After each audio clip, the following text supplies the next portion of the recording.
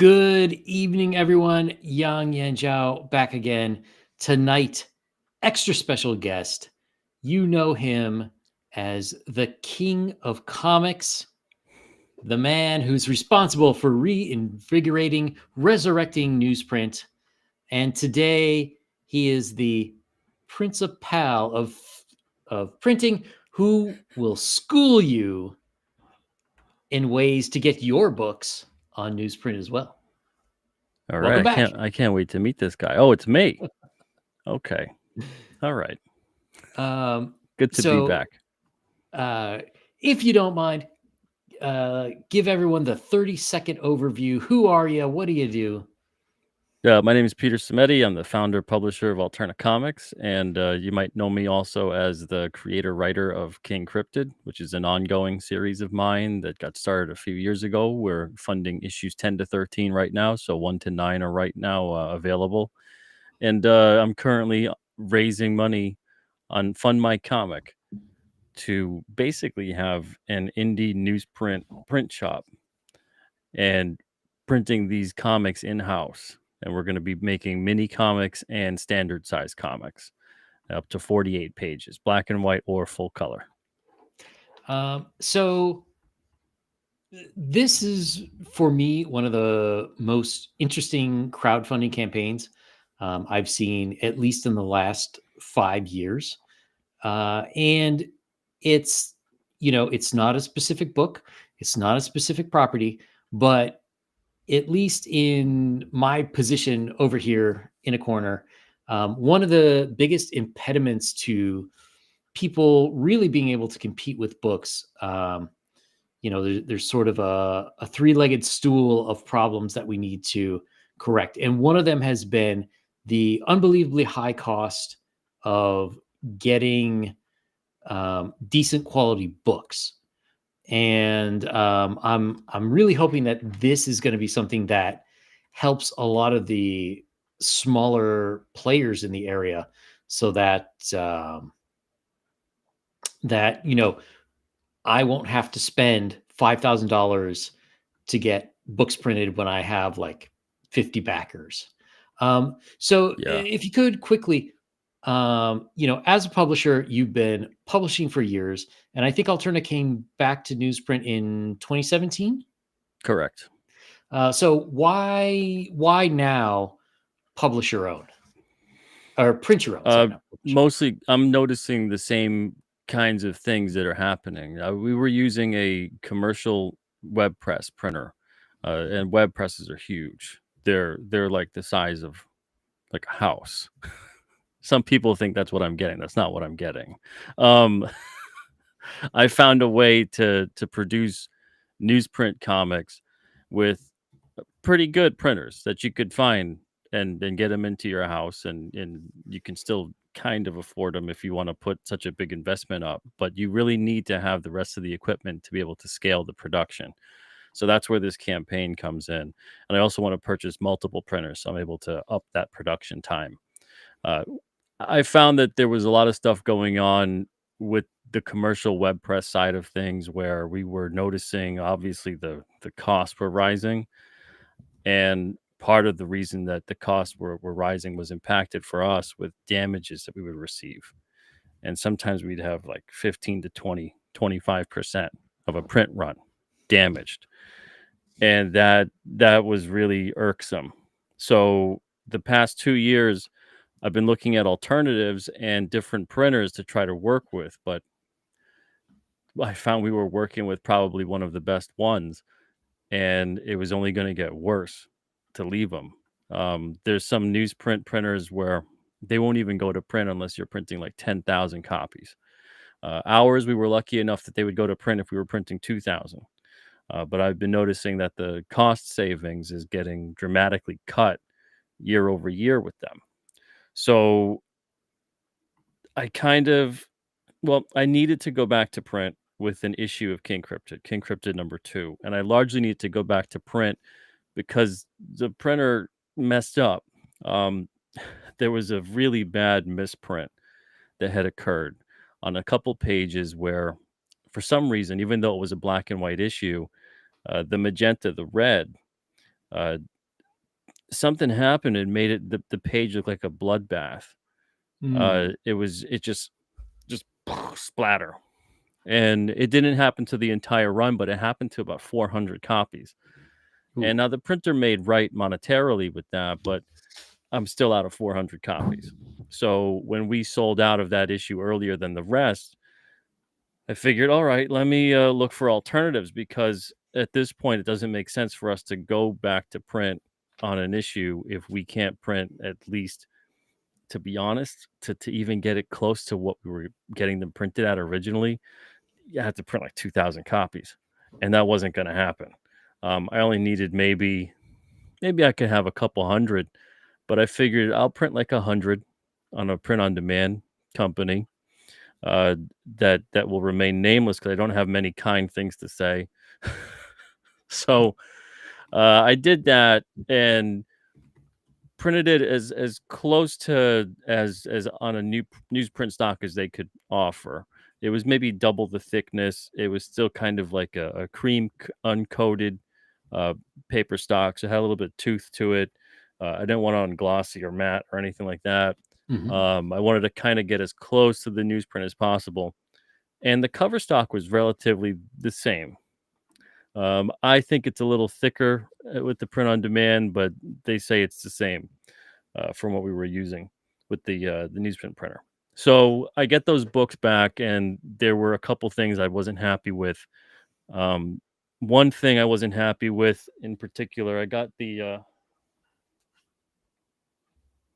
book to show, and this happens. It's not necessarily. I mean, I don't want to say it's not their fault because they did it, but it happens with a lot of printers, especially digital printers, where the book kind of bows out like that, doesn't lay flat. Mhm. I had to take one apart and then fold the pages and restaple them to lay flat. And that's what happens mostly when the printer folds all the pages together, as opposed to fold the pages individually, then put them together and collate them. So as you can see, it's a huge difference. One of them looks like what you would expect from a comic, and then the other one, uh, it really bows Yeah. out. And that becomes a real nuisance if you're someone who does a lot of shows and you stack the comics up. You'll notice they'll start to cascade, or if you put them in a short box, a long box, whatever, you'll start to notice the box really, you're losing that economy of space because those books are gonna just bow out and really cut the amount of books you could put in a box in half. Not to mention it's just annoying because as you're reading, it constantly wants to close on you. Uh, Doing it the other way around, that doesn't happen. None of that stuff happens. It's just like a regular comic that lays flat. It opens flat, it lays flat, stays flat. So after going back and forth with the printer and having some spirited debate for a few days about the various issues that I had with the print run, I thought, you know, can I actually do this? Because I started getting fired up about it.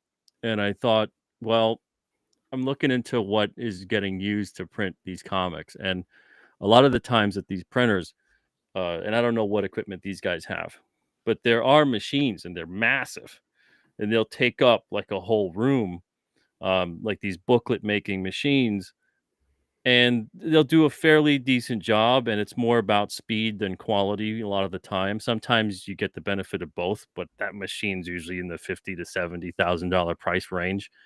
And I knew I didn't want to be a print shop, so I didn't need anything that crazy. I definitely couldn't house it. I would have to have like separate office space or a warehouse or something else. I couldn't house that here because everything I'm getting, I'm going to house it here. I actually have the first standard comic printer arriving tomorrow because we hit the first mini goal.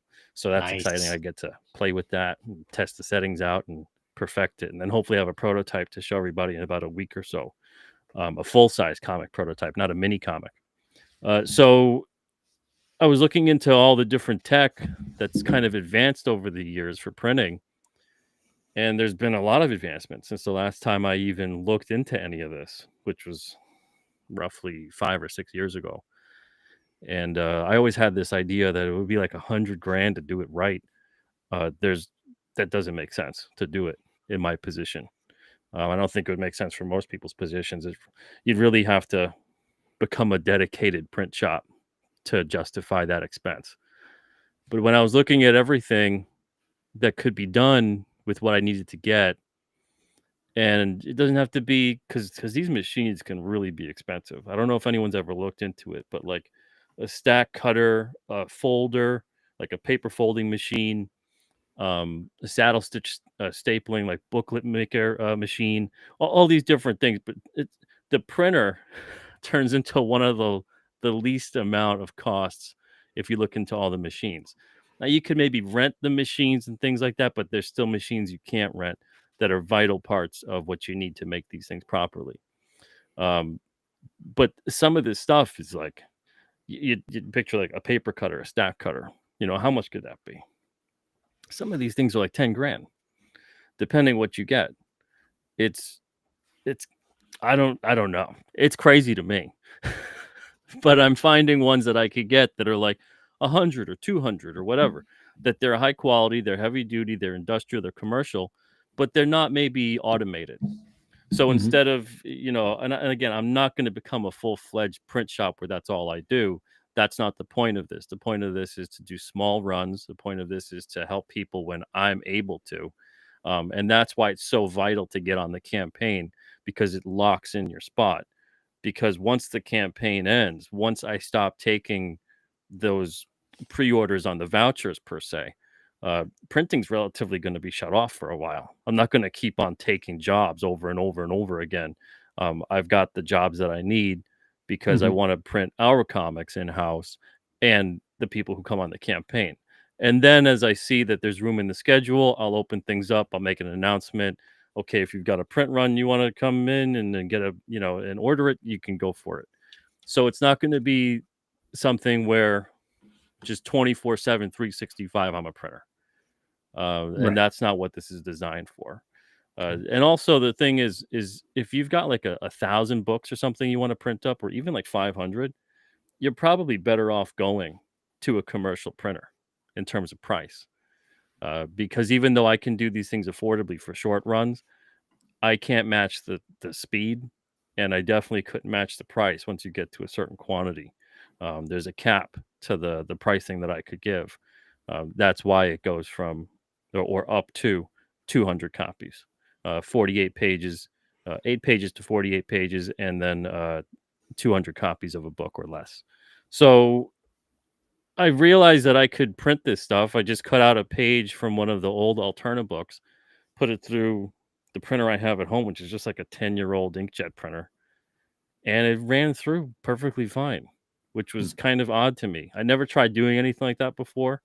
There were no paper jams. It didn't print weird. I got the example on the site, but it's also like right here. You can see where I printed over it, you know. So it's over one of the old uh, books that we had. This is Mhm. a King Cryptid page. It's smaller. I think this is like about 5 by 7. And so then I went to the store and I got a pad of newsprint paper. Very, very similar weight to what we use in our books now. And I ran a bunch of pages through. So I put, a colored page through.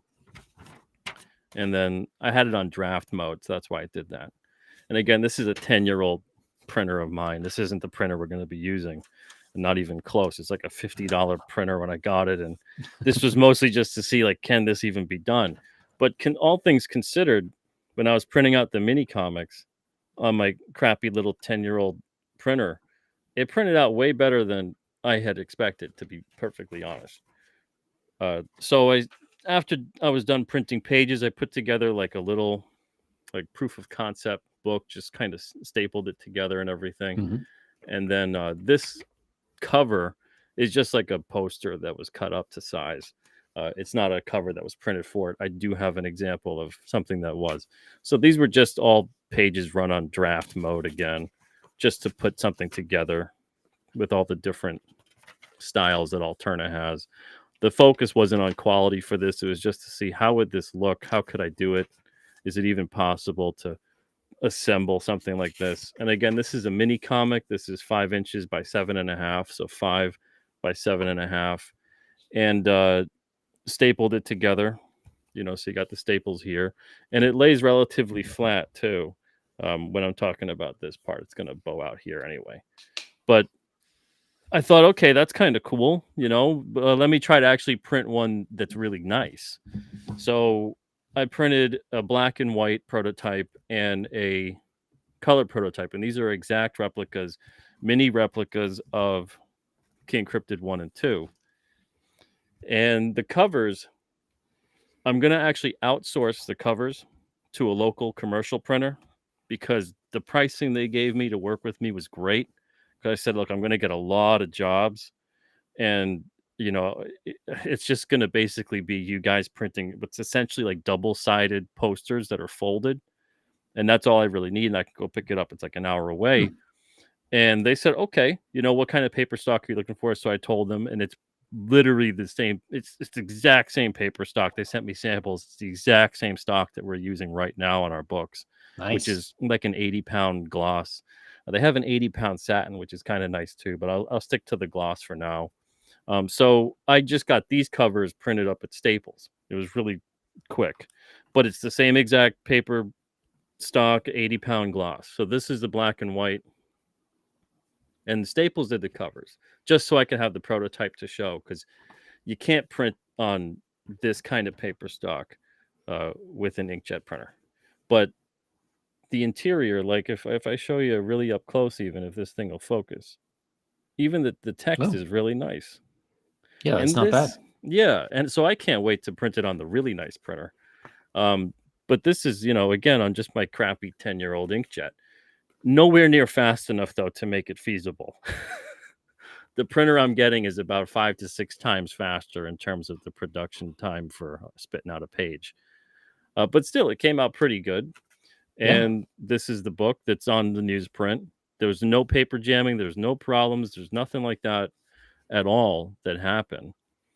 And then I just assembled it, put it together, stapled it. And then the Yeah. colors came out great too. Yeah. Sorry, before we get too far, LE, the final metamorphosis, asks, "Hey Pete, about to back. Do you need any info in the message in FundMyComic?" Nope, don't need any info. Yeah, I'll catch up with you once the campaign is over, and I'll send an email out to everybody, and there'll be an online portal, probably towards like June 25th is what I'm aiming for, where if you have your print run ready to go, if you don't, that's fine. The vouchers don't expire, so you could get a print run ready to go within a year or two. Prices might raise, but for you guys that back the campaign, the prices will be locked to what you see on the campaign. So that's another perk of backing on the campaign. Your price will be locked in. So even if the pricing went up in the future on the books, let's say it went up like a quarter or something per book, if you backed on the campaign, your pricing is locked in. So you don't need to give me any kind of info right now. I would just catch up with you later, and then we can get the whole print run, whatever you got to get sorted out. You can get it sorted out at that time. And then, so this is the color book. And some people are very, and I mean, I'm not at this point leery about color on newsprint because we've been doing it for about almost 8 years. So I know what's capable. Some people think that it's got to be, just the very bright, and those colors look great, of course. But some people think that it's got to be the very bright, very bold coloring, that you can't do what would be known as like a modern coloring style on newsprint. Now, of course, it's Well, going to thank show up. God. Of course, it's going to show up a little more muted. Yeah. But honestly, I really like that. I like that the paper kind of shines through, for lack of a better term, because it kind of gives it a nice, softer feel. There's a lot of like garishness that comes with the E- coloring exactly. Garish and nowadays. gaudy. Yeah. And it's because that paper stock that's being used is so bright and it's so white, and the ink just like really sits on the page. It never actually is like part of the page. So yeah, so this is King Cryptid #1. It's a full replica, mini size. This is again 5 by 7.5. The standard comic printer is coming in tomorrow, so I get to actually print a full size regular comic, because to do that, I need the printer that's able to print larger Large format. format Yeah. paper. Yeah. Um, So Patty's Parlor asks, if you had enough orders to make printing for others a side business, would you consider it? I mean, basically, this is like a side business. This is gonna be like my part-time job in addition to my full-time plus job of making everything at Alterna anyway. For those that don't know, I make comics full time, so uh, running Alterna, being publisher of Alterna, and then also doing everything I do with my books and my art and all of that stuff. I do that full time. I've been doing that for about, I don't even know. It's been over 10 years, something like that. Uh, So this will be basically like what I'm doing in terms of another job. Uh, but if it's one of those things where I see that like the demand is incredible, then I have to really start considering, well, maybe we can afford to kind of get a little office space, set up multiple printers, and hire someone to kind of oversee it. But I'm not thinking about that at this point because one thing at a time. If this campaign was exploding at like $100,000 already with 30 days to go, I'd be like, that's a that's a reality that I have to now consider. And the campaign's doing very well. I'm very happy with it. It's almost 50%. Um, the last time I checked, anyway. mhm. And so I'm really happy with it. But it's one of those like I'm not looking at it going like, oh yeah, we're blowing the roof off the place, and I got to reconsider my whole life. Right now, it's very very easy for me to incorporate printing other people's comics at the level that it's at right now, and at that $15,000, even if it goes to 20 or $30,000 worth of jobs and things like that, still very easy for me to incorporate that into my life because most of the process is not really hands on, you know.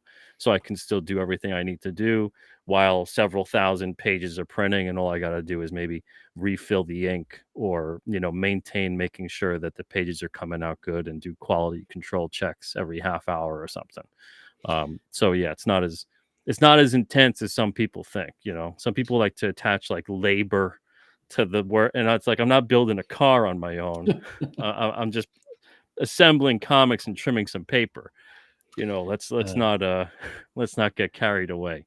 and he follows up the question. Otherwise, how often would you think orders would open up after you get everyone's? So I guess the question is like after you get everybody who backed the campaign, after you get all those orders out, how often do you think um, you would open up additional orders? And I think Okay. part of the question is, if people say, hey, I really like this and I want to get my printing done basically from Alterna. I think the question is more like, well, am I going to have to like hope and pray that it's available when I need it, or is this something I have to plan out months in advance, or how would Yeah, that for work? the first year, it's going to be really difficult because things kind of ebb and flow with the time of the year in terms of demand for these things. Whether it's con season or whatever is going Mhm. on. So it's going to be really difficult for me to answer those questions right now. Even the people that I know, there's people right now that are backing the campaign that some people don't even have a book planned for like another 2 years. And then some people are going to have a book probably as soon as it's ready to go. So it's going to be difficult for me to say in terms of when all those jobs are done. But if I'm looking at, someone comes in with 200 copies that they want done, and someone else has 25, and someone else has 50, and that's really all that I have for this month, then yeah, we can open up and take on another job or two as long as I don't have other stuff to print. That's Alterna related, So it's not something that I can really say that there's like a formula or anything that I can come up with at this point because I still have to, once I get all the equipment in, I still have to run production time tests. Like I'm basing very conservatively off of what the estimates are from what the manufacturers of these pieces of equipment say that these things can handle, and I'm cutting it down to like they can handle 10% of what they tell me they can handle. So if they're like, "Oh yeah, it could spit out like 5,000 sheets an hour," and fold it up for you, I'm like, maybe it does 500. Maybe it does Yeah. that. So I'm being very conservative on, like, what the ink would be like, what the amount of the time that a page takes to print, all that kind of stuff. And so I'll have a much better idea once it gets around to, actually doing a print run, doing a book, assembling all that kind of stuff. Um, I'm not, so with the stack cutter, it's going to enable me to cut maybe about 10 books at a time and trim them. So trimming is going to be a very easy process. Within like an hour, you could do like 1 to 200 books, and then that's done, trimmed up, and that's. But the bigger part of it is the waiting for the pages to get printed. I would estimate that probably like a 200 book run would take like about 4 weeks, maybe tops, from the time that a proof is approved to the time that the customer would have the books. Now, that's another reason I wanna try to maintain that level of turnaround as much as I can, and that would be at, like, the highest level. I could probably get something like that out sometimes 2 weeks or 3 weeks, uh, but, that's why I don't wanna take on too much. But again, if I see that there's a ton of orders to take on, not just, like, a manageable amount, then I have to reconsider some things. Right now, I don't really see that kind of thing happening at this point, so I'm not gauged in Mhm. to handle that kind of a thing, and I don't like dealing with the whole concept of like, well, what if you win the lotto? How would you spend it? And that's essentially what this would be like, is like, well, what if you have so many orders that you gotta hire someone and you gotta get a different place, and it's like, well, then I'll do that. It's Yeah. that, yeah, but as it is, of like right now, I know what I can handle. I know what I can do. I've worked before I did comics. I worked at 3 different print shops. I worked at 2 copies, well, 1 copy center, and I worked at 2 sign shops. So I'm very familiar with all this stuff. It's kind of like what I was doing before I went down the road of just making the material. I used to production, assembly, all this kind of stuff. So it's not really something that's strange to me, or there's Mhm. a lot of learning involved, or it's So learning the machine's probably going to be the toughest thing to get the mhm. settings right, but that's about it. So, like, take time for that, but also to like sort of figure out how exactly it works into alternatives workflow in the sense of like, well, how much time would you have to take future orders versus how much time do you have Exactly. to dedicate to the main Yeah. business?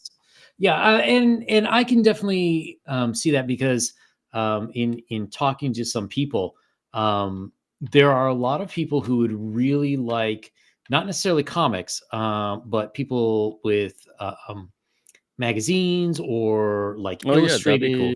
novel and Yeah, even like pulps. prose books. If Yeah. the only thing is, all I can do and all I'm prepared to do for this time and Mhm. maybe the foreseeable future is the sizing.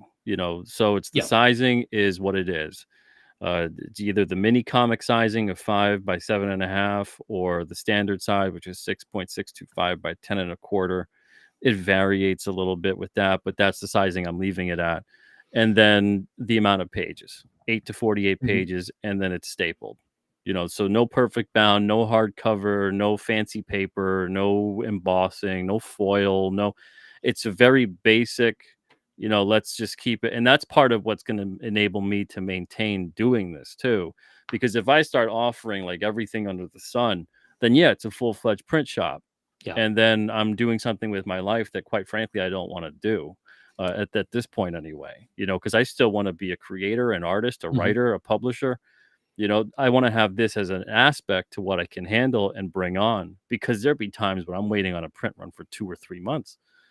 So if I can just assemble and everything stops, like Yeah. everything stops, and there's like a couple things I can get done during that wait period, but then it's like a mad scramble of like, well, how do I make a living during this point in time? Because you can't just like constantly be in a state of like pre-funding things Yeah. when there's massive delays over and over. Like today, finally, the printer gave me a heads up because we had to get a new one for the remastered books, the alternate and they're going to print. I should have those in like 2 weeks or 3 weeks, something like that. So Nice. finally, those are done, and that's been like months of various printers, I'm like, you gave me this quote, and I know it's like a little bit past the 90-day mark, but now it's like double the amount. Like, that's crazy, you know.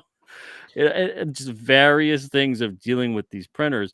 I'm finally gonna deal with a printer that can get this done right and get it done like now. They're gonna be able to go to print. So there's all these different things. I'm always waiting on stuff, and now I won't be able to. I won't have to do that. We can print because largely the issues we print are newsprint.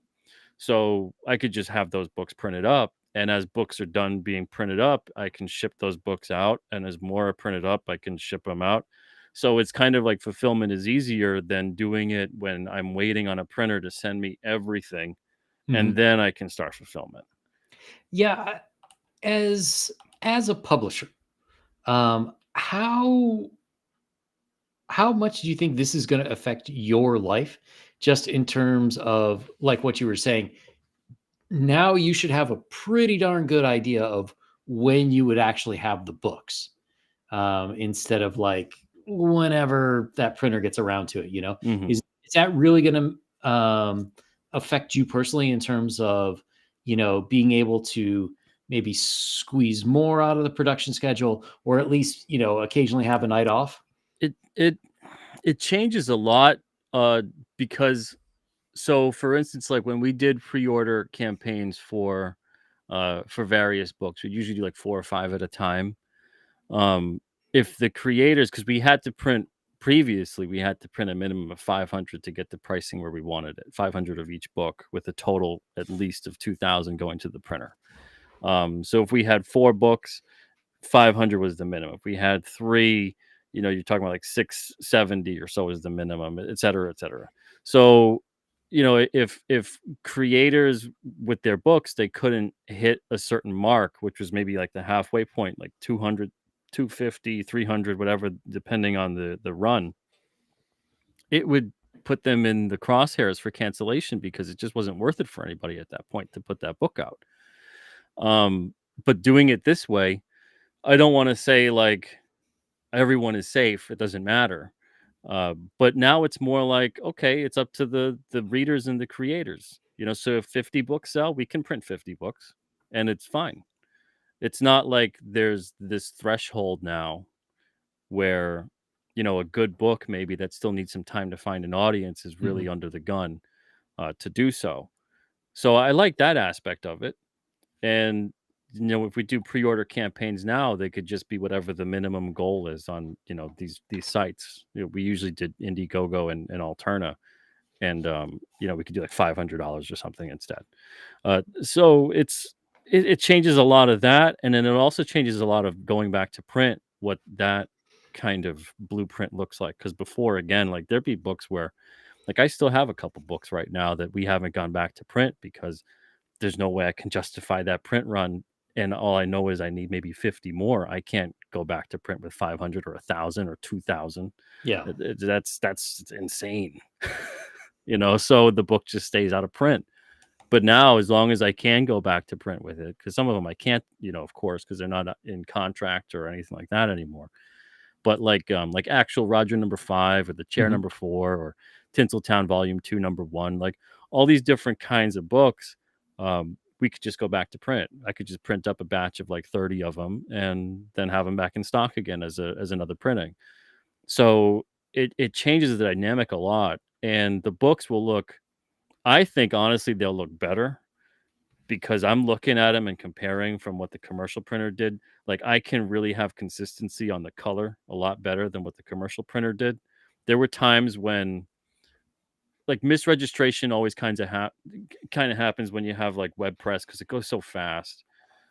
So something won't line up. It'll be kind of, that 3D effect, like 3D glasses when you're looking at something and the lines don't really line up and it's all Mhm. blurry and weird. Um, Sometimes that adds to the charm of it, but most of the time it's just kind of frustrating, especially if it happens on a page you really wish that the art would shine and it Yeah. wouldn't print crappy. So like I won't have to worry about that happening anymore, which is great. And then there's other times where the printer would like be running low on a certain color, and they're not going to stop the press or anything, so they're just going to let it ride. and you'll see where on certain batches of the run that starts to look faded, and that won't be something that happens when I print these. So there'll be way more color consistency, quality control. I don't have to worry about 25% damages. So that's nice. Yeah. And then when it comes even to things like when I send the books to print, there's some printers that will like adjust your files on you, and you won't know until you get the book back, and you're like, why did you alter that?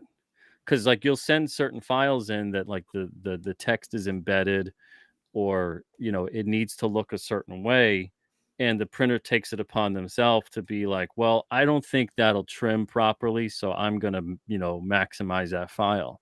And then what happens is that it absolutely doesn't trim properly, and elements that are on the page that shouldn't have gotten trimmed do.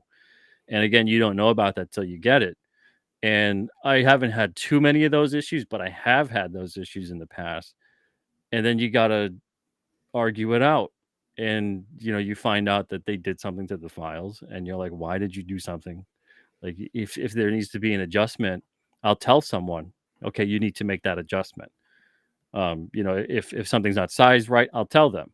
If something's not resolution, the resolution is not correct, it's not high res, I'll tell them.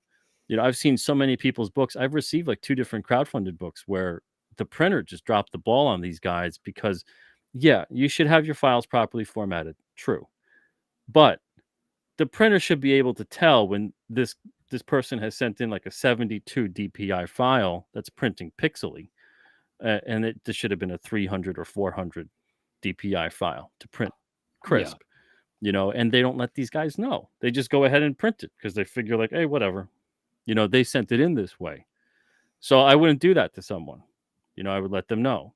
They get a digital proof that would be part of it, so that's always free. The digital proof would be free. If they want a printed proof, it'd be like $25. That's actually a perk on the campaign, is that instead of getting one proof copy, essentially you would get in the mini and the standard, so you get both. And that's the only time I'm offering that at 25. So you can actually see what your comic would look like if you have it ready to go. You would just have to send it properly sized and formatted, and then we'd print a mini and we'd print a standard size. So it'd be, you can have one of each, and do with that, whatever you want. Whether you use it for your own purposes of referencing what a print run would look like, or you want to have a one-off item or something like that, or just to have it and just say you did it. It's up to you. So we have that as an option on the campaign. But it's one of those things where I've been doing this for so long. Like, for those that don't know, this is almost my 20th year making comics, and I'm a degreed graphic designer, but I've seen a lot of things in the industry change, and most of it not for the better. But when it comes to getting these books made, it seems like there's a lot of stuff going on that not a lot of the scale of production seems to take into account anymore, the end result. Like, things are being priced that it's really difficult without making the pricing so high, that someone can make money on these. And when I was looking at the pricing of what it would take to do all this, because some people are looking at my pricing and they're balking, and they're going like, Pete, you're gonna kill yourself here because it's so cheap. And it is. But um I'm fine. I'll be fine. I'm looking at the pricing, and there's we're still making profit on it here. So to do this on, and the newsprint's part of it, of course, because newsprint is cheaper than a much more premium paper stock. But it just boggles my mind when I'm seeing just the crazy cost of manufacturing on Hmm. this kind of stuff, when you really compare it to even some other aspects of creation. And it's crazy. So, that's a big reason why I figured, let me open this up to other people too, because they're probably experiencing the same thing as me and getting really frustrated that they're trying to just make their 24 or 32 page comic. And even if they make it in black and white, they're still probably going to pay like close to $3 a copy. Uh, that's crazy. Yep. For a black and white 24 or 32 pager, it should be around like the $1.50 or so range. And unfortunately, it isn't at so many of these printers. You can get like hundreds of them, and it's still going to cost quite a bit. So, doing it this way, like I got the mini, which seems to be a popular size. I didn't think it'd be as popular as it was. A lot of people are talking about that size, which is great because Definitely. I like the way it looks when I made it. I was like, wow, this is kind of fun. I think we'll do a whole mini comics line at this size with Alterna. And Yeah. you could get a 32 pager. You could get a full color 32 pager in the mini, 200 copies, and it's $1.79 a piece. If you Yeah. go to the 200 with a 32 full color, I think it's like 256 a copy, which is like a Um, dollar or so less than the next guy. yeah. I mean, and to me, so if you look back at the history of comics, comics were in their heyday when they were disposable.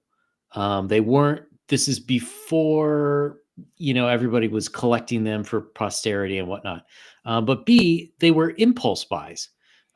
They were something that you could. They were cheap entertainment, cheap or inexpensive, I should say, entertainment that would cost you pocket change. And I mean, if we can bring the cost of these down to like half a cup of Starbucks, um, if you've got a table at a con and you're selling these mini, I mean, even if you're selling it at cost or if you double the cost, so I'm looking at, let's say, with the mini 200 copies of full color at 24 pages, 146. So if it costs you $1.50 and you're selling it for $3, um, and people are going to a con, people are happy. They want to spend money. They don't want to take a chance on a $25 comic, but $3, heck yeah, they're going to buy that. Yeah, yeah, even We'll, even like 4 or 5, because yeah, it's something special at the show. You can get it signed, even for the mini, something like that. That's it's I don't know. It's unfortunate that we're seeing the supply side of things become like a very profitable side for those that are in it.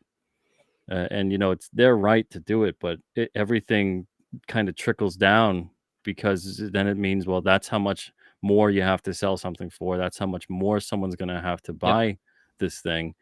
And eventually you do hit this point where it's not profitable or good business for anybody because there's so many people now. Like that's what I was trying to I'm realizing now this is what I'm trying to get at. The technology has kind of leveled the playing field so much that so many people can make comics now. And so many people can print comics now. And there's so many different printers that can utilize technology that before it would have cost like 100, 200 grand to set up a decent print shop. Now you can probably do that for like 30 to 50,000. mhm, So because of the scale of this stuff, it makes no sense why then it keeps getting more and more and more expensive over the past like 5 to 6 years. And I know there's a lot of different things that come into play with the economies here of how these pricings figure out in terms of the paper, the ink, etc. But it's gone up like relatively from what I've seen with the printers we've used, pricing has gone up about 400%. It doesn't make any sense in terms of yep, how things are going up in general. That would be like, if milk was 250 6 or 7 years ago and now it's like $10. That it doesn't make because they're still making when you go into getting like a print run that's a large print run and they'll go down to like pennies per piece. But mhm, they're kind of almost pricing out like these short runs and these yep, small business level creators and deterring them. So the pricing has become like a deterrent that like they don't want to deal with like the 200 or the 100 job. And I know in some cases they can't. Like on a web press, they can't deal with that because you put that machine on, it flies through, like you're spitting out like 1,000 copies before you even hit stop on the machine. That's already happened. So there's going to be a massive amount of waste. So I get that. But when it comes to like the digital print on demand kind of era where you can really scale that back, like that's why when I was working with the guy that's gonna he's an hour from me to do the covers, he's Mhm. giving me this great pricing because he's like, yeah, you know, you're gonna get a lot of work in. I'm gonna lock in like a really good price for you so you can get the covers done here, and you know, I'll gang run them. That's putting them all together, and that this way we can treat it as one big job instead of treating it as like 4 or 5 or 6 or 10 separate jobs, you know, and he'll price it out. Like this guy's like one of Nice. the co-owners of the place, and he was really working with me. He's a comic fan and everything. So it was kind of like a great little, you know, kind of relationship that we're establishing here, which could be awesome. And then they do awesome work. So you know, it was nice to be able to pair with someone who was like-minded because he was bitching about the same things in the print industry that I am, and he's like saying Yeah. how a lot of this stuff, like it's a marketing thing now. You can't even get like newsprint. There's various paper suppliers now that are trying to really sell newsprint as like this high premium thing because it's green. You know, it's Yeah. certified. It's all this stuff. It's sustainable. And he's like, this stuff 10 years ago, no one could give a crap about this paper stock. It was so cheap. He's like, but now all this kind of stuff, like the paper that has texture and has more wood pulp in it, all these other kinds of ground wood paper stocks. He's like, I'm seeing the pricing go through the roof, not because they cost a lot, but because like they're marketing the hell out of it. Yeah. And he's like, you know, this stuff is some of it's now costing more than a really high end like resume paper, like a bond paper that you would get. And he's like, this is absurd. You know, so he's understanding where I'm coming from too and trying to work with us to do something great. So I really appreciate and support that. But I'm noticing it across the board, and it's driving me Mhm. nuts because when I was looking into this, it just made sense to kind of offer it for as many people as I can. Yeah, and it's not just the comic industry. I'll point out too. So Patty's Parlor points out drive-through RPG just increased their black and white prints by almost 100% or so. And drive-through RPG is one of the main ways that small indie game designers Mm, were getting their products out because it's the same thing. You get a really big campaign and you can afford to buy 1,000 books, or um, you got to go through like a print on demand type place. yeah, yeah, um, yeah. I've noticed the same kind of thing, and it's like I said, this is kind of me putting my money where my mouth is, and hoping that everybody else can kind of help me reach something that's just out of my grasp, you know. And it's Hmm. if we get more raised to a certain extent, like because I don't know how this campaign is going to end, but I would like to see if it really warrants doing so. You know, we get like double up on the printers, so I have two standard comic printers and two mini comic printers, and that'll really decrease production time. That'll Yeah. that'll really help with that because that's probably the biggest hurdle. Folding these things, assembling them, cutting and trimming. That's like just a day or two. That's not a big deal. The printing and everything else that takes up the bulk of the time. I think I saw someone ask about how long would like a 200 Hmm. page book, a 200 run take, and that'd be just a couple of weeks, you know. So Hmm. probably by the time that you know, that's if I have no other books printing, of course. But I'd be taking on basically one job at a time unless I can use like a mini comic job and for the mini comic printer, and then the standard comic printer, so I could have then two at a time. Yeah. But you know, for one 200 on the run, it'd be like maybe 2 weeks to print everything and maybe a week for assembly, and then whatever the transit time would be to get to you at that point. And that would all be like including after you've approved of your proof, Hmm. you know. So it's not when you send the files in, because sometimes there's a lot of problem on files, and then you got to go in there and actually format them correctly, so that'll add into the production time. But that's not my production time, that's your production time at that point. So just to go over the perks a little bit. So for $25, people can test out their comic in both a standard size, so like roughly 6.5 by 10. Yeah, basically Mhm. like the equivalent of this size for the standard. That's like 6.625 by Mhm. 5 by 7.5. So the mini is 5 by 7.5, and this is 6 5/8 by 10 1/4. So that's the difference, Okay. and you'd get both. Um, and the so what So exactly this is is this one? this is a sample. This is basically if you want to see what it would look like. It would be very close to what's done on this rinky dink, copy I made that's in draft Ah, mode. But okay. it'd be nicely printed with a nice cover. And on the inside covers, there'd be pricing for the full color run, and there'd be pricing for a black and white run, mini comic and full size.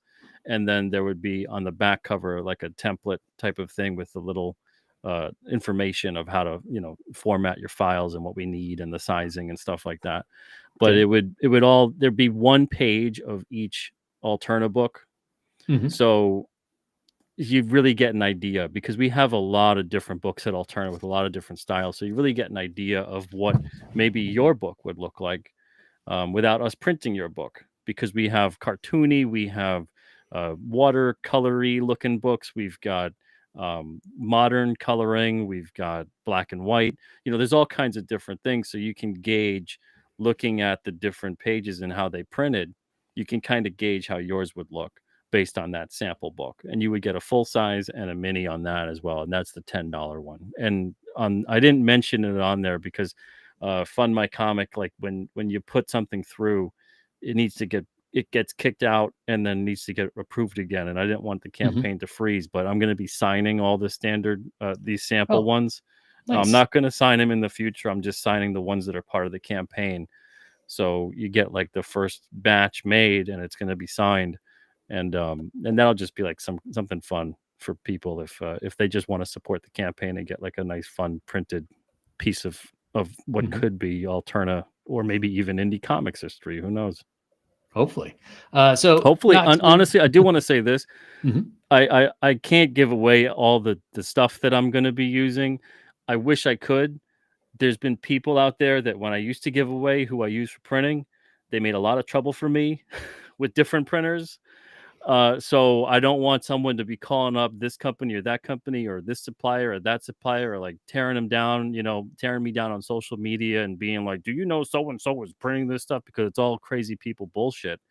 So I wish I could say everything that I'm using, but I can't chance it with that. So I do apologize for that. But I do want to let you know everything's on Earth. So if you want to get it, if you want to do research, I did like 100 hours of research with stuff. If you want to put in the same kind of time and effort and seeing what you would need, you need to print, you need to fold, you need to trim, you need to staple, and you need to well, yeah, that's about it. You don't really need too many steps here. So you can get all these things that'll help you to do that. And then this way you can, if you want, maybe you can consider printing your own. Like I'm getting stuff that's like industrial level to scale this, but you can on a smaller level if you do 50 or 100 comics of your own. If you take apart a comic if you want and look at how the pages are laid out if you need to, write on them, assemble it, look at it as a production experiment. You could figure it really out pretty easily, and then you can do maybe your own and get maybe like $1,000 $2,000 investment into everything you'd need on the very small scale, and print 50 to 100 copies. And you can do that as much and as often as you would like. And maybe this kind of inspires people, and they go, look at him, he looks like an idiot, maybe I can do this, I look smarter than him, and maybe that happens. That'll be awesome too, that it inspires other people to do something similar like this. Um, and so, not to be rude, there's a T-shirt and there's some sketch cards, but I want to get to the what to me is the really interesting part. So this isn't. a campaign where we're begging for you to buy Pete a printer. This is a campaign where you're investing in your own futures. Yeah, largely you're investing in yourself. Yeah. Yeah, you're trusting me with this, and I really appreciate that trust. But you're benefiting yourself largely if you get a print voucher, especially. Yeah, and let's talk about these vouchers. I don't feel the need to scroll through all of them, but it goes from in increments from $50 all the way up to $1,000. So if people get a voucher, is there a time limit? No, they don't expire. And the thing is that if this all implodes, let's say a year from now, I'm like, this is insane. I can't do this. This is nuts. You will either have the choice of getting your money back, or you will have the choice of converting that and just using it as a gift card for the Alterna site. If you're like, I don't want to use it as a gift card for this, I want my money back. Yeah, you get your money back. But that's the only way that I would be giving you your money back on the voucher is if I just basically throw in the towel and I say, I can't do this. This is just too much. This is crazy. I'm in over my head. That's the only way. But other than that, the vouchers, they don't expire.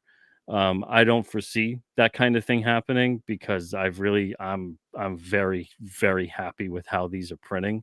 And I can't wait to get in that printer tomorrow and have some fun and try to figure out what's the best way to get these done and make. I can't wait to make the first full size book. That's going to look really cool. That's going to be a lot of fun to actually assemble that.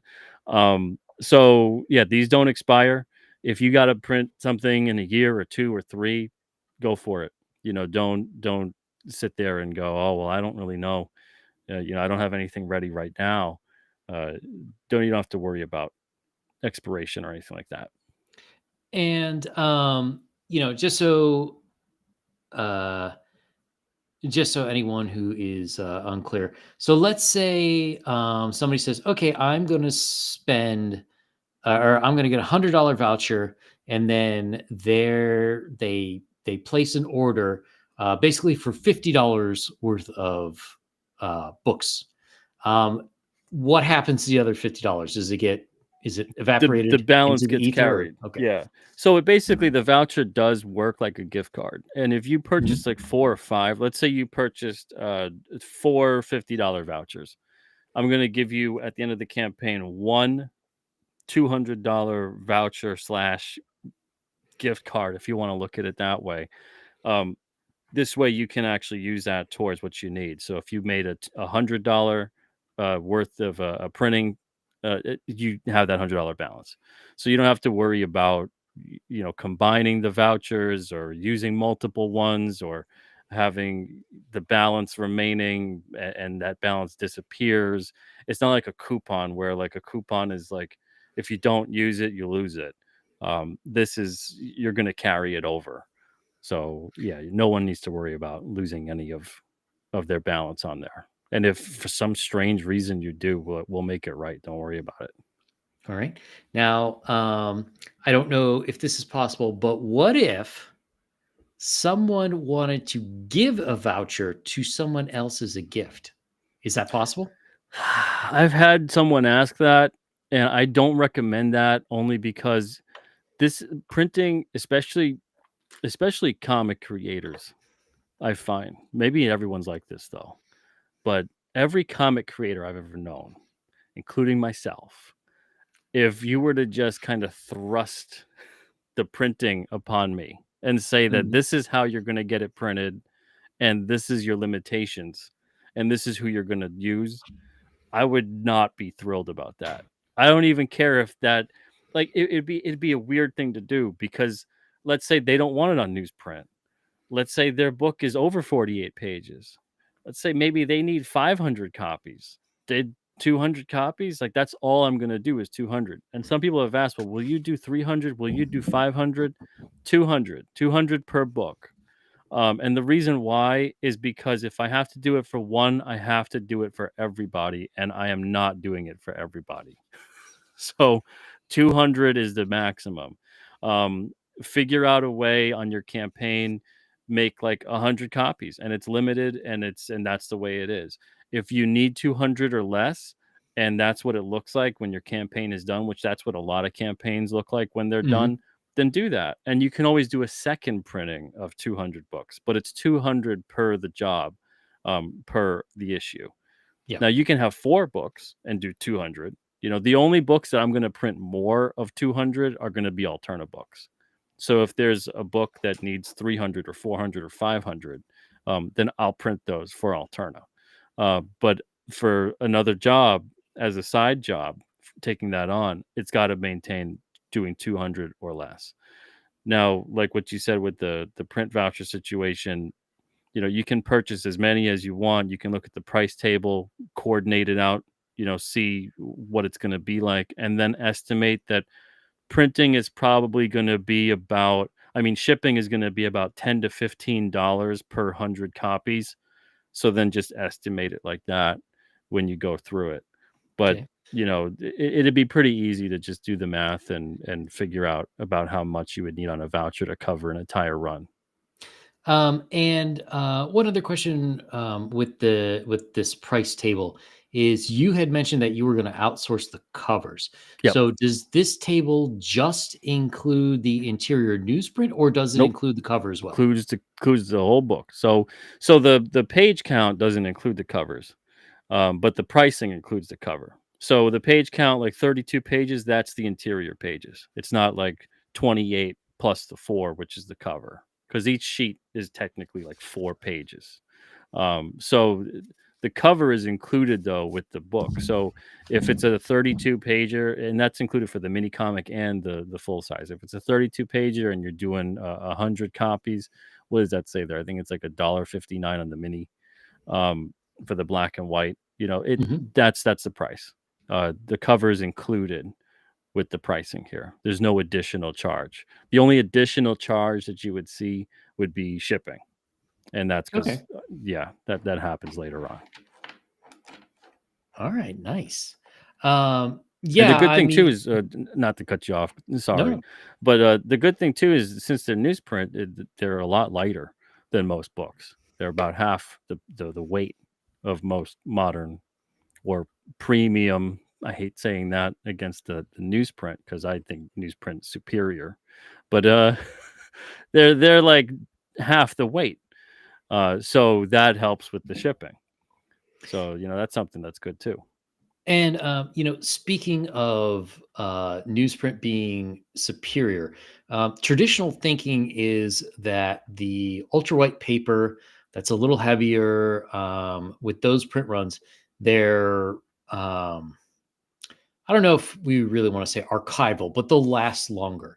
Whereas people are afraid of newsprint falling apart. Yeah, I Now, never know what people are thinking when they want to know what lasts longer. Are they looking for 2, 3, 400 years?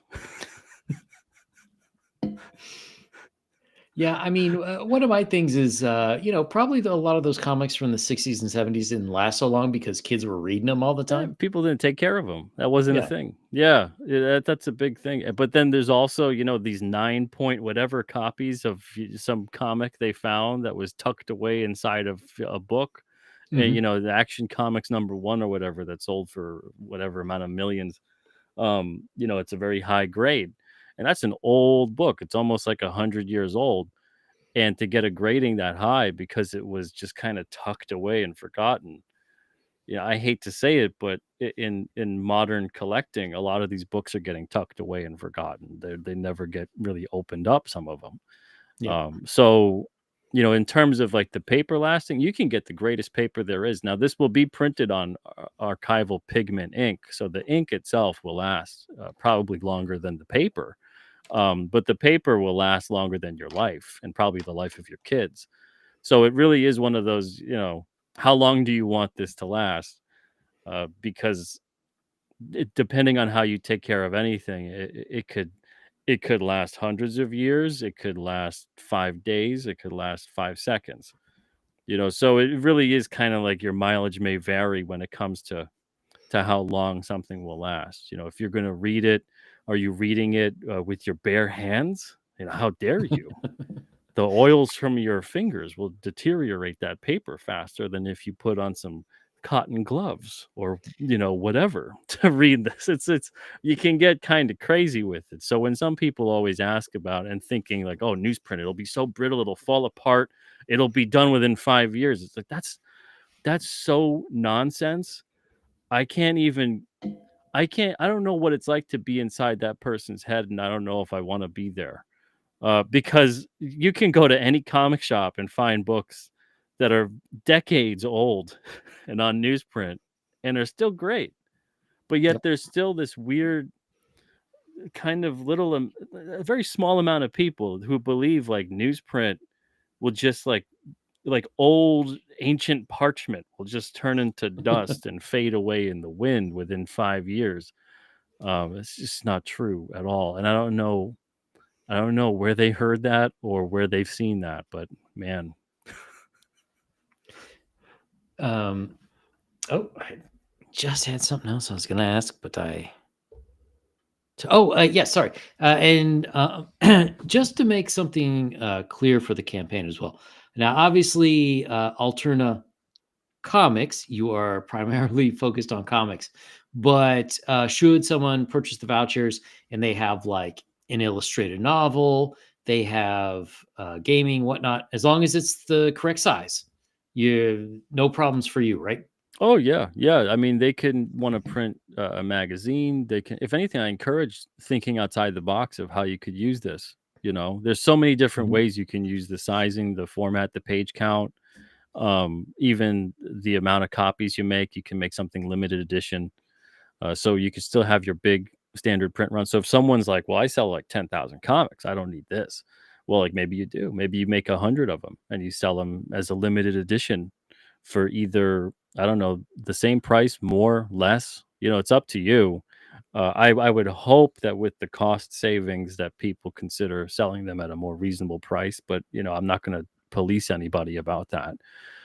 But yeah, there's so many different things you could do with this. So if you want to have a prose sized comic or something. The only thing I ask again is just the sizing, the page count, and then the uh, the saddle stitch. That's it, which is the Yeah, I mean, stapling.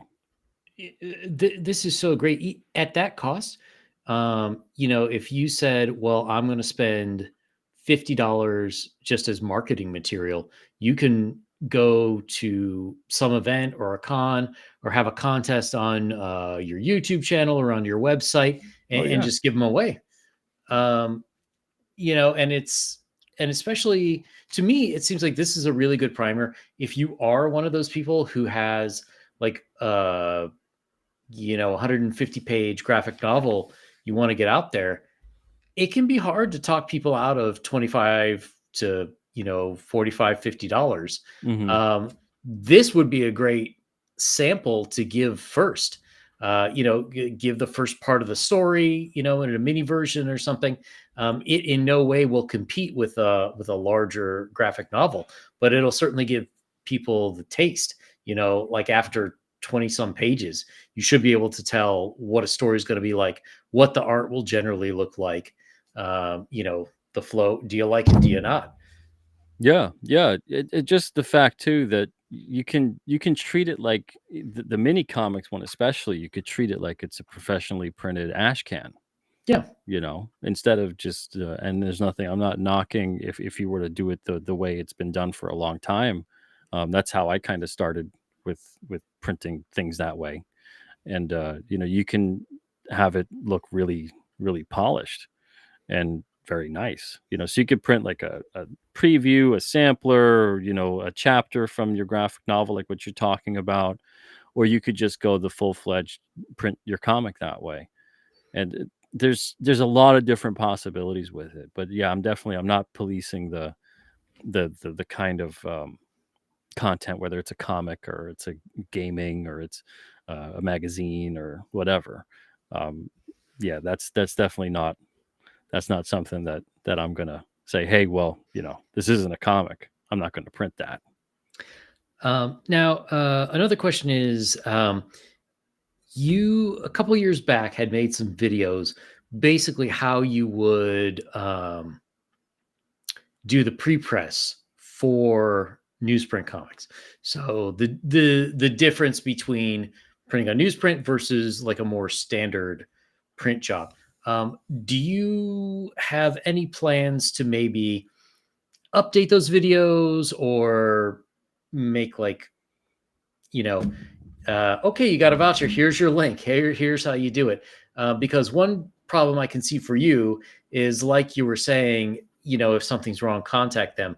But you don't want to make other people's problems your problem. Yeah, Do you yeah. have any plans to update that Oh, at yeah, all? well, yeah, so that kind of thing, it's already mentioned on the campaign in terms of, like, total link coverage and things like that, and, like, CMYK levels, and, you don't wanna be over 220. If you don't know what that means, you need to research what that means. If you don't know what full bleed means, you need to research what that means. I'm gonna do my best to try to kinda explain it quickly, and I do that on the campaign as well, Mhm. but it is one of those things where if you don't know very basic terms, if you don't know that your print file should be like a certain resolution, and why that's important, very, very basic stuff. If you don't understand the sizing of a page and how to get that done, if you don't know anything of how to put that together, you need to talk to someone who does, or you need to learn how to do that, and you should probably considering learning all of that before you put a book to print or try to fund a book. I'm just going to be brutally honest when I say that, because there's sometimes there's people out there who just think, well, how hard can it be, and they just kind of just go with it, and they didn't really do a lick of research, and then they just think everyone else will just kind of take care of all their problems for them. It's just that's not how it's gonna work. Um, so if I have to make certain corrections, I will at the approval of the person wanting me to do that. But there would be a fee that comes with that that I don't recommend you go that road. You don't have to. But people do need to research what just the basics of putting together their file would be like. But yeah, I'll put together something very, very quickly just on the page itself, letting people know about, what they should look for, and the fact that, like, if they have black text, it should be 100% black. Shouldn't be other colors in the black text, because it'll print kind of fuzzy. It Mhm. won't print as crisp as it could. Uh, and that's just kind of solid information for printing in general. That's not just something I'm particular about. Uh, so it is one of those things though where, yeah, I get what you're saying, because it can spiral out if all of a sudden it opens the floodgates, and people that don't really know what they're doing at all come in with something that I have to Yeah. repair. I'm gonna be like, no, you have to really, you have to go back and address this issue yourself and find someone that can help you out. So you were mentioning before you're not into censoring due to, is it a comic, is it a magazine? So the Elk of Antioch asks, and I'm going to point out the Elk of Antioch is watching on your channel. Um, Oh, okay. what about romantasy comics? Any discrimination against steamy elf on elf erotica for printing? While I wouldn't publish that, I got no problem printing it. Okay. So Yeah. so basically, as long as it is legal in the US, you're okay with printing it. Yeah, as long as it's not something that's gonna, like, incite violence and, is, like, directly, like, really absurdly insane things that, like, you'd have to be pretty unhinged to want to print them. Like, that's, print them at home. Well, Don't go to someone else to have them printed for you. we are Uh talking the comics community, so you might need to Yeah, say yeah, that. yeah. But yeah, it's like 99.9% of things. And the only thing is, because I don't wanna get any flack. I mean, you'd get flack anyway. You get someone that would probably just come trolling along and be like, "Oh, you wouldn't print this thing about this thing, because an anti-free speech or something." And it's like, just we can all print things whenever we want, and if you want to actually print whatever you want to print, you can print it. uh I don't know why And that's the part of it that is a little bit. I thought about it, and I was like, well, this will open me up a bit to some people Mhm. taking a piss, and I Yeah. was like, yeah, well, I'll cross that bridge when I get there, I suppose. But yeah, I don't care about stuff like that. That's fine. That's just like whatever. That's okay. All right. The So is romanticy comic, I mean. yeah, you are now going to be the preferred printer for furries everywhere. Whatever. Um, That's fine. so is there anything else that we've covered quite a bit, but is there anything else that we haven't covered about the campaign specifically, or about what you plan to do with the equipment when you get it, or future plans, like assuming it all works out hunky dory 5 years, 10 years down the road? Can you repeat that one more time? Yeah. So one is if there's anything we haven't covered that you really want to get out there. And then I guess the second question would be if you have any plans, like assuming everything works just fine for the first couple of years, you get your groove. What would be the plan long term? Well, the plan long term would to be keep on making these the way that I want to keep on making stuff in house, and maybe be able to purchase additional printers and see where it goes. If it really blows up, I'll consider other things at that point. Um, Everything takes obviously additional resources, additional time, additional money, Mhm. additional people, maybe even in some cases additional space. So it's not as simple as like just Yeah.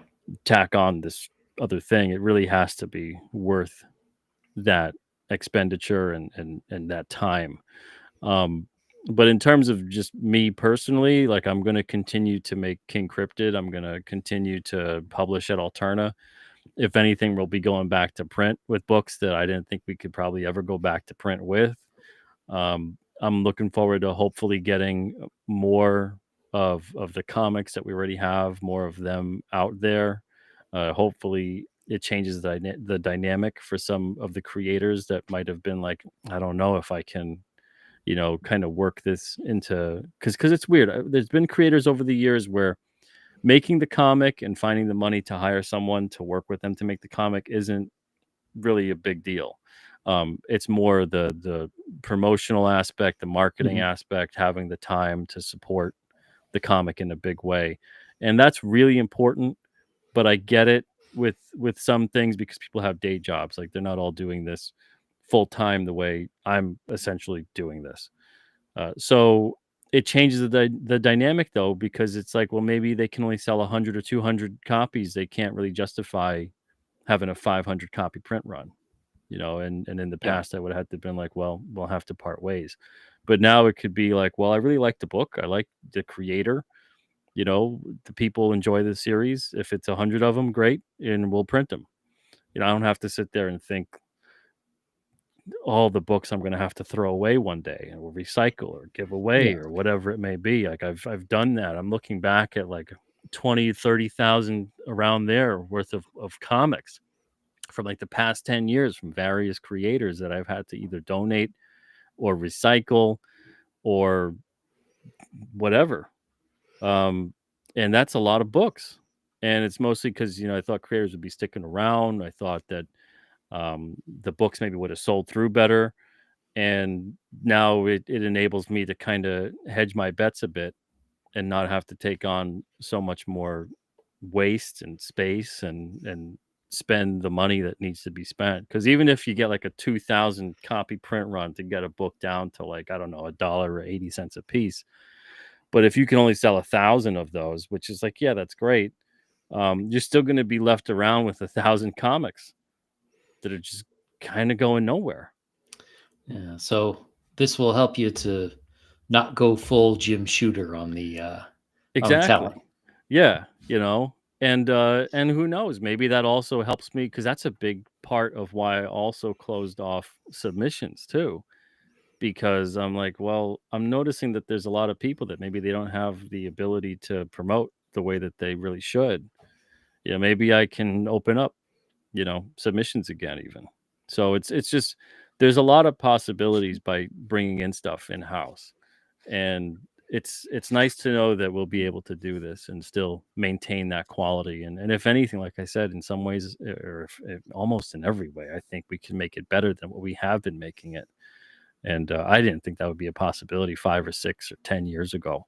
It's crazy how much technology is advancing on that level to make it a possibility. So I'm really hoping that people are supporting the campaign right now, and it's great. And I'm really thankful for it, because I can't do this on my own. And to be able to have everybody to want to get their books printed this way too, and that's going to be really cool to see a lot of newsprint out and about again. That's going to be cool.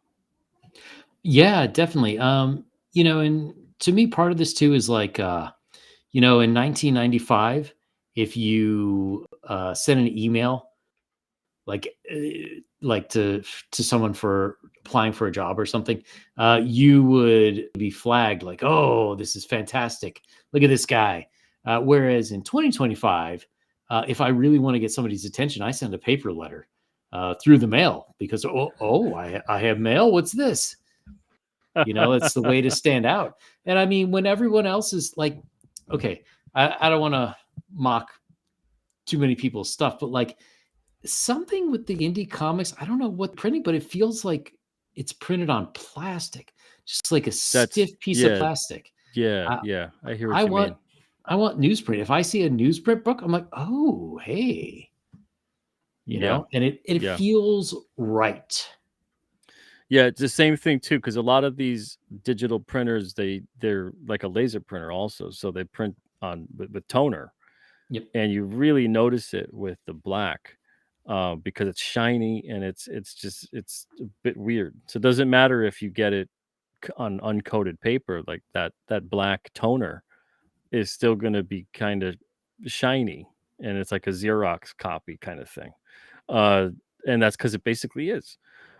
This isn't going to be that way. This prints and looks very much like a traditionally commercial printer. The way they have it's a web press with ink, and actually it adheres and absorbs to the page.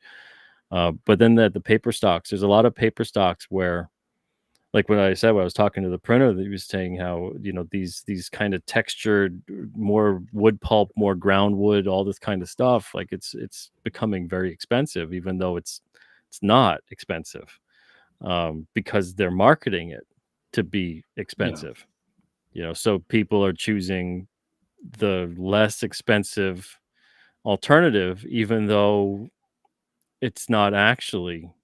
It's a weird marketing behind it. But yeah, so you're gonna get like these papers that feel odd. They're a little slick, they're a little too thick. Yep. It's strange. It's almost like everyone is being forced to print their books, the interiors of their books, on like cover stock. Yeah. And Yeah, but not even good cover stock. I mean, good cover stock still feels yeah, yeah. papery. So the Elk of Antioch asks, any more Swan King in the future? I know he's gonna be in more issues of Red Koi, but he doesn't have, at least, I mean, I can't speak for Tyler. But I know Tyler wants to do, I think, 12 or 13 issues of Red Koi and then wrap up the series, and that'll be that. And he's working, I think, on like issue 9 or something right now. Oh, nice. So there'll be more Swan King within the pages of Red Koi. As far as like Swan King continuing as a series, I don't really see that happening, but I don't want to speak for Tyler. If Tyler wants to do that, it's up to him. But yeah, that's the other part, is like, so everybody can only get out so many books at a time. So if someone can only get out like one comic issue per year, as a publisher that's trying to do this full time, you can't live off of that. You got to publish like 100 different titles a year then. And then that becomes a whole host of issues with, managing that many people and that many titles. So that's why it's fine with me to be able to do this printing, as long as I'm able to do everything else that I want to do, which is continue to make art and continue to make my own series, and just continue to keep doing what I'm doing at Alterna. As far as like Swan King, if they're asking like reprints of the one shot, we would definitely do a reprint of the one shot. And I know Tyler wants to do a colored version of it and have Nick Hmm. Welch do the colors. So if he wants to do that, we can print that in color. But yeah, I don't know what his plans are, if he's got plans for like a series or whatever else. I'd love to see Tyler. He's so talented with animals and architecture. I would love to see him make like an anthropomorphic kind of series. 'Cause I Oh, that'd be think, interesting. yeah, I think that's where his stuff really shines. Like some kind of, not Thundercats necessarily, but like the vibe of a Thundercatsy kind of thing, maybe set in like I don't know, medieval times or something along those lines. Something that gives him some gothic architecture to play with and have some fun with it. But yeah, he's great with that kind of stuff. So I don't know what he's gonna do. I hope he doesn't hear this podcast because it gives him Nobody's ideas and watching. It's then he fine. starts and then he'll start being like, Pete, why'd you say that? Now I gotta do that. He really has enough to do. But yeah, he's a talented dude. So whatever he wants to do, I'm sure he'll do it great. So for anyone who hasn't seen it, fundmycomic.com slash newsprint. It is, I've got that in the links on my YouTube. It is linked in the chat on my YouTube. And hey, if you're watching on Pete's channel or over on X, why don't you come over to YouTube and check out at Yang Yan Jiao 4. I've got more comic guests. We've got gaming and we've got storytellers of all types in media. So come check us out. Pete, before we take off, when can people expect to get their first Alterna comics that are printed on the new system? Well, that's gonna be Blood Realm 15 to 18. And I'm having Rob send me those files tonight. He wanted to take a little bit extra time when he heard we were gonna do these in-house. He's like, "Can I take like one more look at them?" And I'm like, "Yeah, why not? I'm not gonna print these for a couple of weeks." So he's gonna be sending me those tonight and tomorrow. And I'm hoping that I'll be able to start running some test prints with those issues, and we Nice. should be able to start getting those comics out to people probably. Let me see, what is it? It's May 21st, probably like early June. We'll start getting those issues out, because again, that's what's kind of cool about it, is that we can just fire off a bunch of issues and I don't have to wait for the entire print run to be done before I start shipping stuff out. So I've got orders to send, and from people who ordered directly on the Alterna site, and then Rob has stuff to send. So when I can fill up a box of issues, I'll send them to him, and as I get stuff printed here, I can start fulfilling that. And that's what kind of makes it fun, is to be able to actually like get them hot off the press. And yeah, so that'll be like early June. We can start getting those in the hands of the very, very patient Blood Realm backers. And we thank you guys for your support and your patience. Nice. All right. So everyone, and if you haven't, go check out Comic Book Radio and go sub there. Lots of great guests coming all the time. Yesterday you had Sarah Sarah Frazetta. Frazetta, yeah, it was great having her on the show again.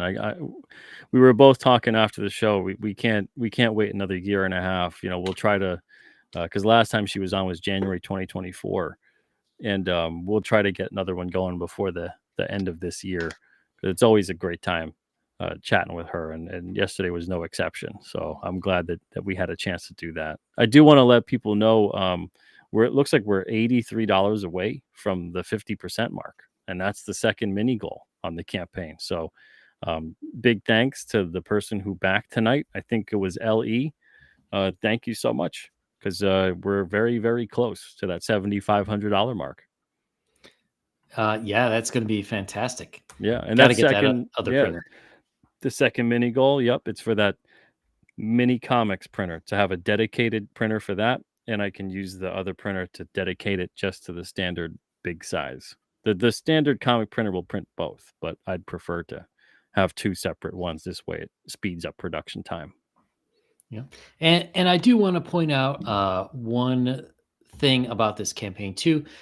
Normally, I think everybody knows when you do a crowdfunding campaign, the site that you're on will take a certain percentage. However, if I am not incorrect, I believe FundMyComic is not going to take a cut for this Yeah, campaign. they've been awesome with supporting this campaign, and they're not taking a percentage at all out of this. So the only percentage that I lose is just the processing fee, which is they can't help that. Yeah. But Fund My Comic isn't taking anything. Usually they take like 1 or 2% or 3% or something like that. It's very small still compared to the other platforms. Yeah. But they're being really kind about supporting this and not taking anything out of it directly. So um, big thanks to them. They've been shouting this campaign from the rooftops, and I really appreciate it. So shout out to Luke over there at Fund My Comic, and whoever they've got running their social media has been helping big time as well. So that's not something you really would find on Indiegogo or Kickstarter, that kind of support. So very, very appreciative of those folks. Yeah, so for anyone who's watching, even the company that should be making money off of this says, "No, no, this is too important." So for everyone watching, um, help Pete reach Help his me goals. help you. Y- Yeah. Yeah, help indie comics finally get a source of quality short run printing, and help yourself with your own products. So it is getting late, and we will all turn into pumpkins soon. So wishing everyone a good night. All right. Thanks.